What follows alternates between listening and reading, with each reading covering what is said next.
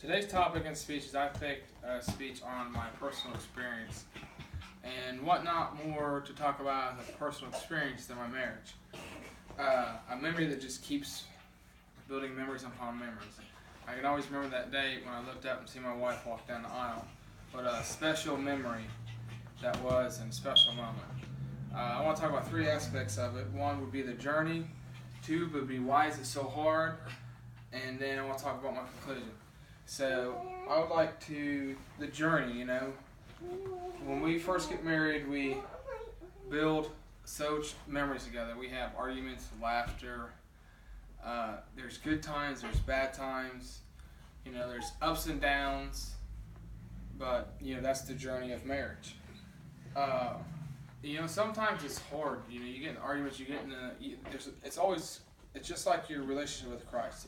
When you're going downhill and everything's smooth and you're just coasting, everything's good. But every once in a while you hit that bump in the road and you hit that rock and it seems like things are getting hard. And sometimes you feel like I've just given up. And you wonder sometimes when you're climbing up that mountain, that hill, when is it going to go? When are you going to go downhill again? When's the easy going to come? And I want to talk about why I think that, why it's so hard. Why do you have that rough spot?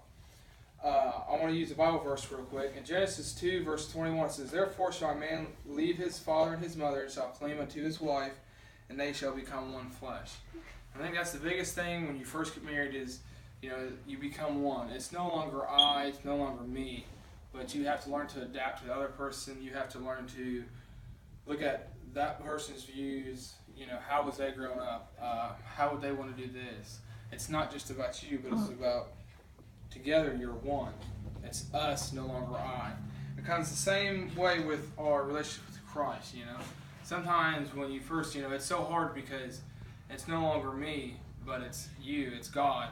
And you have to learn to put aside and flesh the desires that you want and look at what God wants you to do. And so my conclusion is, yes, marriage is one of the best memories that you can ever make. It's one of the best experiences you can ever have, personal experiences.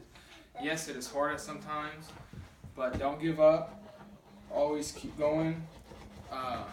Look at your marriage as the same thing as you would in your relationship with Christ. God never gives up on us. We never give up on them. We always go through the hard times. Our marital vows is for better or for worse. It's not going to always be better. There is worse things. There's always the worst times. So always learn about each other. Same thing with Christ. We want to learn what God wants us. The more we learn and the more we seek the other person's enjoyment, pleasures, the more we will become one and be one flesh. Remember marriage, growing up for the longest time, I always thought it was a 50-50. Marriage is not. Marriage is 100-100. No matter what the other person does, don't never stop being like, well, they're not doing this, so I'm not going to do this. Always put your 100 into it. So that concludes my speech about my personal experience.